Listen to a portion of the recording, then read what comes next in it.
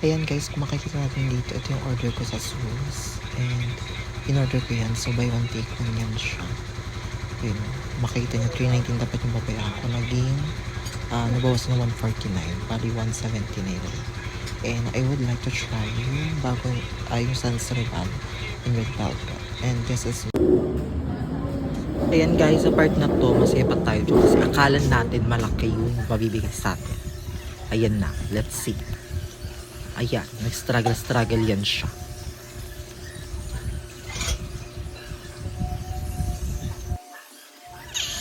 And ayan, finally nakita niyo, ayun yun siya, red velvet cake. And ayun na, titikman niyo na yun siya. Kasi may plastic pa, hindi natanggal niya pala yun siya. Isang ingay yan siya. Ayan, sa part na ito, akala mo talaga natutuwa pa siya dyan sa pinagdala mo niya. Nadidiri na yan siya kasi hindi mo alam parang ano yan, ito yung reaction niya. Ayun, nakita mo na imbierna na yan siya kasi iba na yung nalalasahan niya dyan. Para kasing ano siya, masyado siyang fudgy, tapos ang liit pa ng serving. It doesn't worth your 170 pesos for that. And, ayun. Oh, yan, medyo matabang yan siya, pero okay naman yan siya. O, diba? Parang nag-iiba na yung reaction niya. Parang nag-i-spike na sa ano niya, yung sugar. O, ayan. O. Ayan, sinabihan ko lang yan dyan siya na okay to sa mga ano, sa mga matataas yung sugar since hindi siya masyadong matamis. Pero hindi siya masyadong masarap. So, ayan. Panoorin nyo na lang yan siya. Lamon lang yan siya ng lamon. Kasi maubos niya yan siya. Pero hindi siya worth it kasi nga, ang laki ng box na binigay sa akin na ganyan. Nilalagyan ng mismo pagkain. Tapos ang liit ng serving. Bakit ganyan yan siya? Diba? So kaya pala, parang binabuy one take one nila yan siya. Hindi siya sulit for its price. So ayun. Pero lamang pa rin yan siya ng lamang. Ang ingay kasi yan dyan siya. Kaya nadidistract ako kasi ang daming nanonood siya. And, ayan, panoorin nyo lang.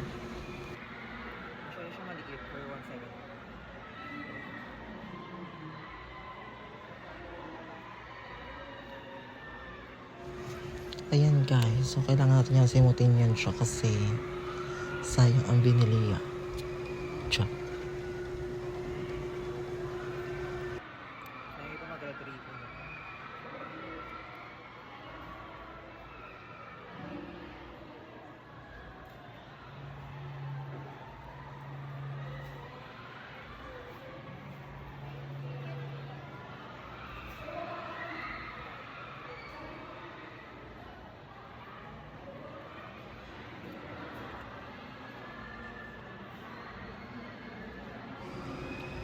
Ayan, target lock na tayo dyan at sayang yun siya.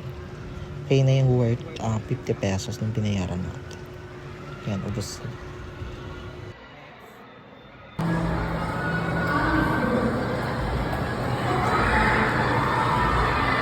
Yan, sinapsarap na siya.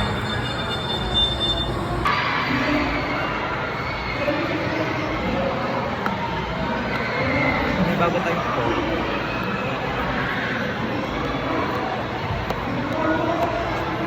Napabuksan ko lang yun. So yung mga pag-ano pa siya.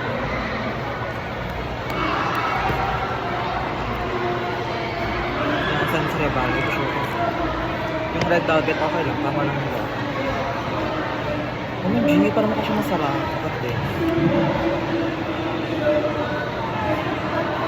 Maka siya masarap.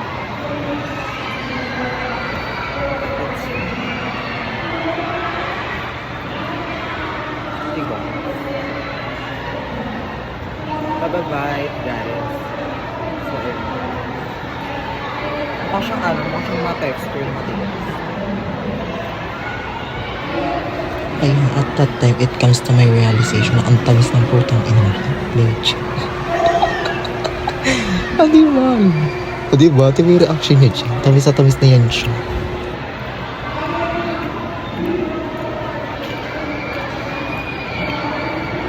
Hindi ko maintindihan kung may maniba to. Masulit to kumpara sa red velvet. Ito hindi ko maintindihan kung ano ba ito, manibat. May pala siya na color yellow.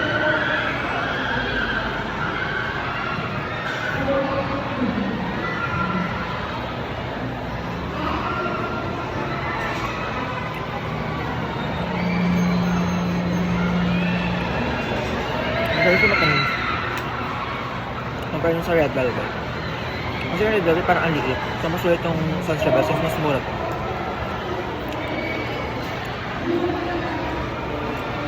Tamis.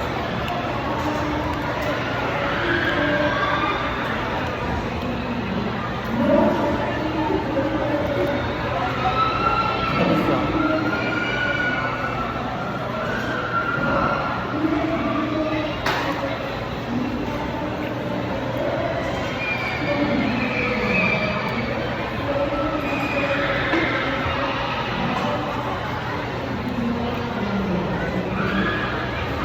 Dito po sila parang nag-concert. I don't know kung ano yung ito bang dilaw na to yung nagpapatamis or yung sa ano, itong matigas. Basta iba-iba yung texture na. This one is soft and this one is matigas. Tapos yung para siya may mousse na hindi ko maintindihan.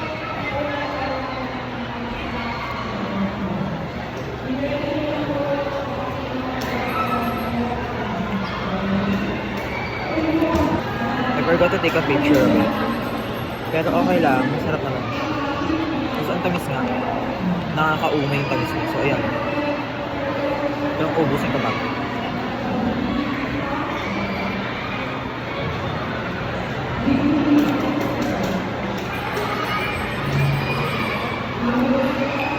This is my first time trying Sansevier, so hindi ko sure kung this is how it's supposed to taste.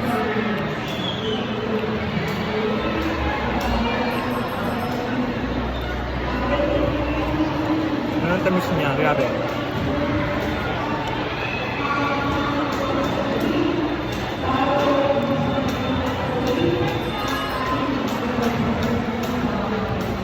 Tamis. Naubusin ko to. Hindi ako na iuwi ito, natira-tira na lang.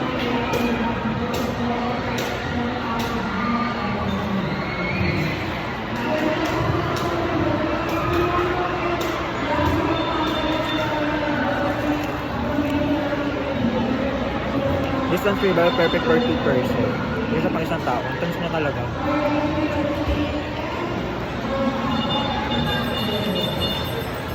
The flavor, I don't know. Yung maintindihan.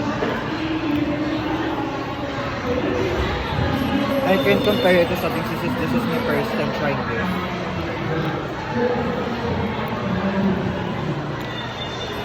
Ito yung nagpapatamis dyan. Tsaka yung dilaw. Ayan. Pag yung dilaw.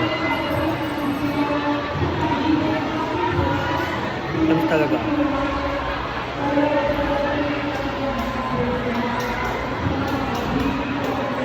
Kaya kami ng tubig after ko.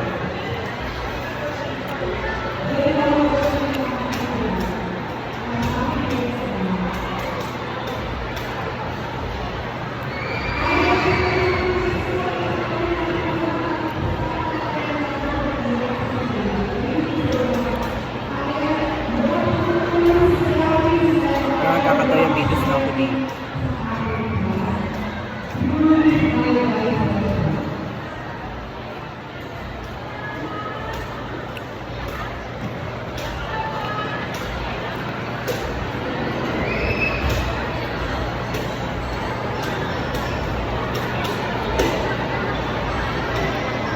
Last bite ng pinakamatamis na Sansevier.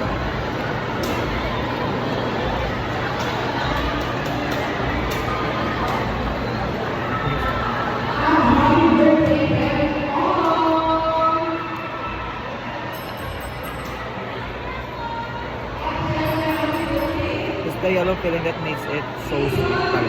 Hindi yung matigas. Tamis. Grabe yung matamis. Yung dilaw.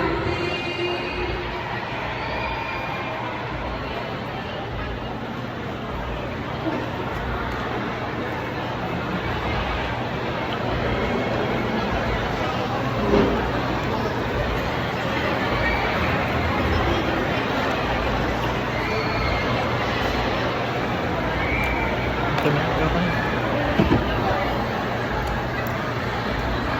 Kami putang ano. I always drink water, so I drink this. Ano siya talaga lang.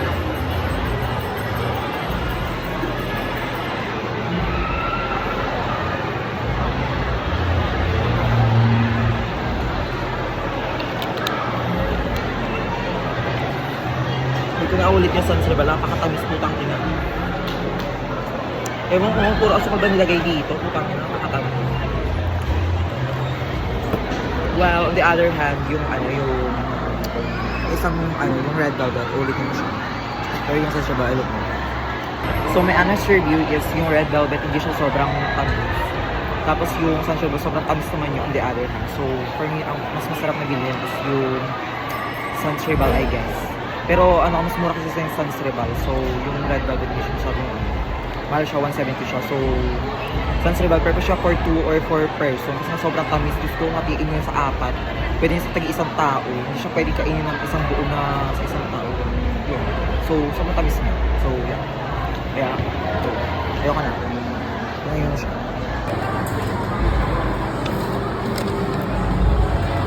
Hindi ba hindi siya mapalapot? Tayo na shrimp.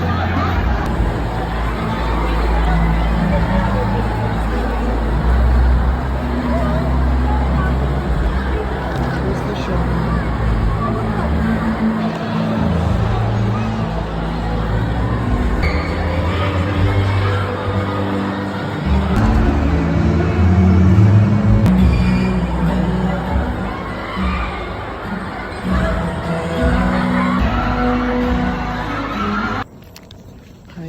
So for today, I'm going to go home.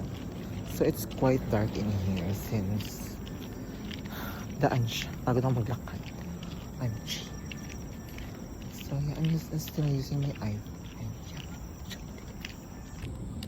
It's lovely. I'm going to go home. To the stabilization.